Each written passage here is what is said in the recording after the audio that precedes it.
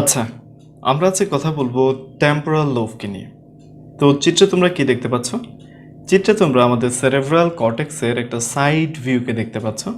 মানে আমরা যদি আমাদের মস্তিষ্ককে এক পাশ থেকে দেখার চেষ্টা করি তাহলে অনেকটা এরকম দেখব। এটা হচ্ছে আমাদের অ্যান্টেরিয়র সাইড, এটা হচ্ছে আমাদের পোস্টেরিয়র সাইড। তো তোমরা ইতিমধ্যেই জানো যে আমাদের সেরেব্রাল কর্টেক্সকে আমরা চাইলে অনেকগুলো লোবে ভাগ করতে পারি। যেমন এই লোবটাকে আমরা বলি হচ্ছে ফ্রন্টাল লোব, এটাকে বলি parietal lobe, occipital lobe, temporal lobe.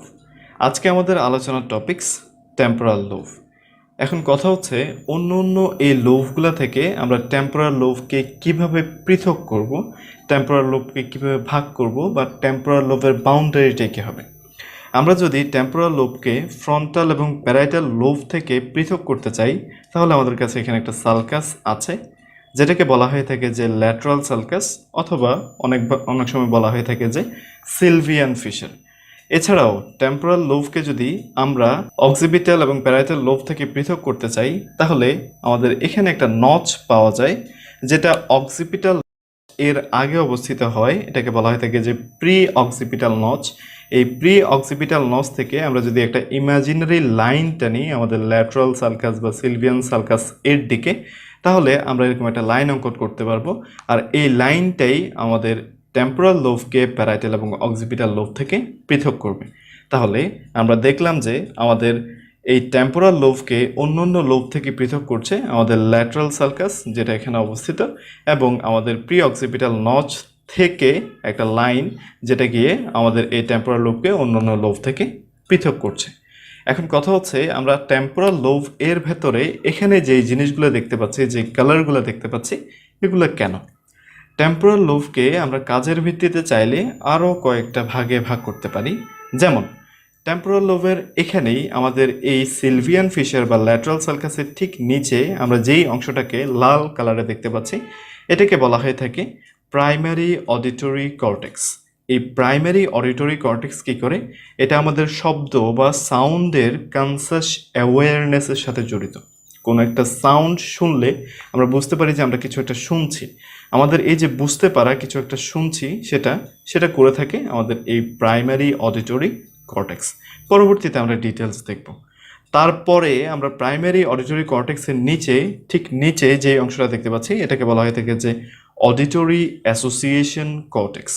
আমরা যে শব্দগুলা শুনি সেই শব্দগুলার আসলে অর্থটা কি সেটা আমরা বুঝতে পারি আমাদের এই অডিটরি অ্যাসোসিয়েশন কর্টেক্স থাকার ফলে। এই দুইটা এরিয়া ছাড়াও আমাদের এখানে আরও একটা এরিয়া পাওয়া যায়, যেটাকে বলা হয়ে থাকে যে ওয়ার্নিকিজ এরিয়া। এই ওয়ার্নিকিজ এরিয়া একটা গুরুত্বপূর্ণ কাজের সাথে জড়িত। সেটা হচ্ছে যে সে আমাদের রিটেন মানে লিখিত এবং স্পোকেন মানে আমরা কথা বলি যে ল্যাঙ্গুয়েজে, সেই ল্যাঙ্গুয়েজগুলোকে বুঝতে সাহায্য করে। আমরা পরবর্তীতে ডিটেলস দেখব যে এই ওয়ার্নিকিজ এরিয়া আসলে সেটা কিভাবে বুঝতে পারে। এর পরবর্তীতে আমরা এখানে আরও একটা স্ট্রাকচারকে দেখতে পাবো। এটা আমরা আসলে সুপারফিশিয়ালি দেখবো না, এটা একটু আমরা ডিপ স্ট্রাকচার, এই জন্য আমরা এখানে ডট ডট করে দেখিয়েছি।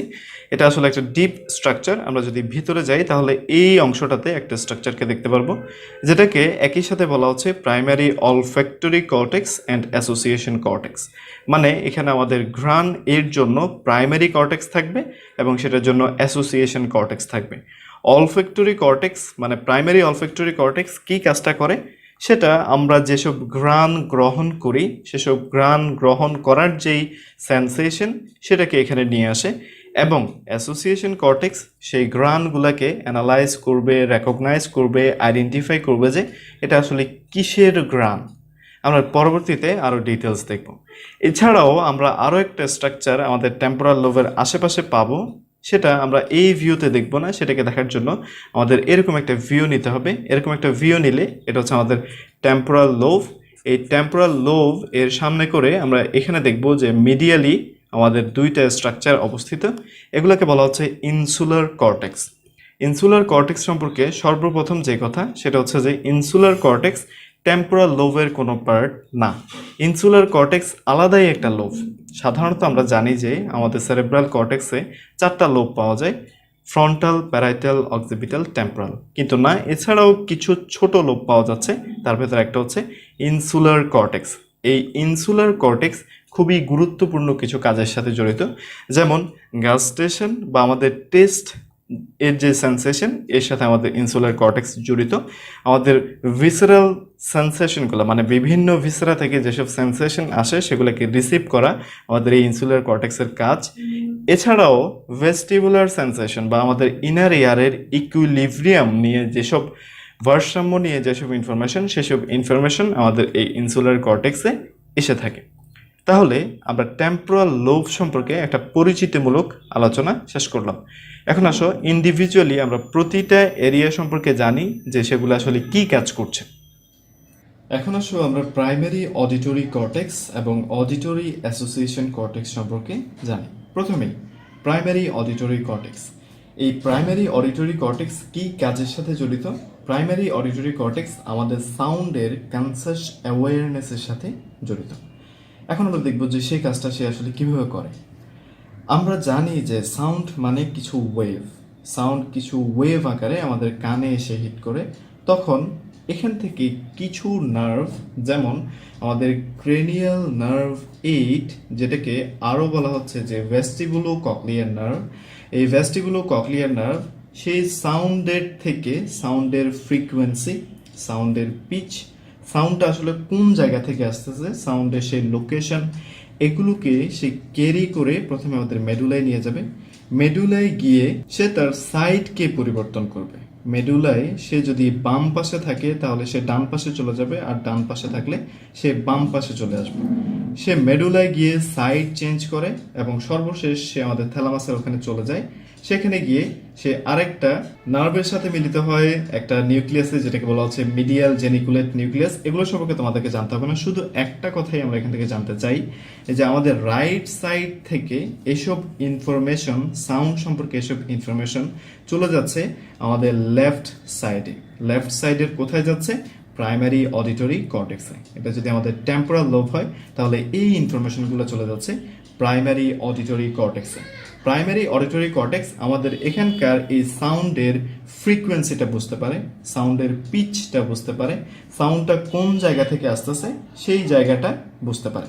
তাহলে আমাদের এখানে মানে হচ্ছে ভেস্টিবুলো ককলিয়ার নার্ভ বা ক্রেনিয়াল নার্ভ 8 আমাদের রাইট সাইড থেকে সাউন্ড সম্পর্কিত ইনফরমেশনগুলো আমাদের প্রাইমারি অডিটরি কর্টেক্সে নিয়ে যাচ্ছে। কোন পাশে?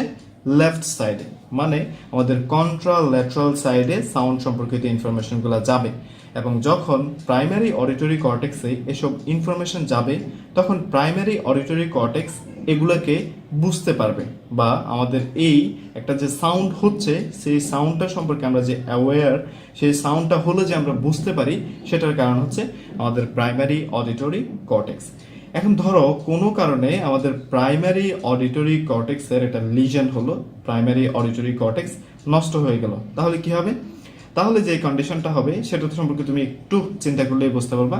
ধরো আমাদের এই লেফট সাইডের যে প্রাইমারি অডিটরি কর্টেক্স, সেই লেফট সাইডের প্রাইমারি অডিটরি কর্টেক্সে লিজন হলো, তাহলে কি হবে? আমাদের রাইট ইয়ার থেকে সাউন্ড সম্পর্কিত যেসব ইনফরমেশন, যেমন ফ্রিকোয়েন্সি, পিচ, লোকেশন, এই ইনফরমেশনগুলো সঠিকভাবে যেতে পারবে না, এবং কোনো একটা সাউন্ড হলে আমি কিন্তু বুঝতে পারবো না যে সেই সাউন্ডটা হচ্ছে। তার মানে আমাদের এই প্রাইমারি অডিটরি কর্টেক্সের যদি কোনো একটা লিজন হয় তাহলে আমাদের যে প্রবলেমটা ক্রিয়েট হবে সেটাকে বলা হচ্ছে contralateral loss of sound stimulus. মানে কোনো একটা সাউন্ড হলে আমি সেটা বুঝতে পারবো না। অবশ্যই এই কন্ট্রাল্যাটারাল কথাটা ইম্পর্টেন্ট। আমাদের যদি লেফট প্রাইমারি অডিটরি কর্টেক্সের সমস্যা হয় বা লেফট প্রাইমারি অডিটরি কর্টেক্সের লিজন হয় তাহলে আমরা রাইট সাইড থেকে যেসব সাউন্ড আসতেছে সেগুলোকে বুঝতে পারবো না, অথবা আমাদের রাইট প্রাইমারি অডিটরি কর্টেক্সে যদি প্রবলেম হয় তাহলে আমরা লেফট সাইড থেকে যেসব সাউন্ড আসতেছে সেগুলো সম্পর্কে ভালোভাবে বুঝতে পারবো না, বা সেই স্টিমুলাসটা আমাদের কাছে পৌঁছাবে না। এখন আসো auditory association cortex. Auditory association cortex কি কাজ করতেছে?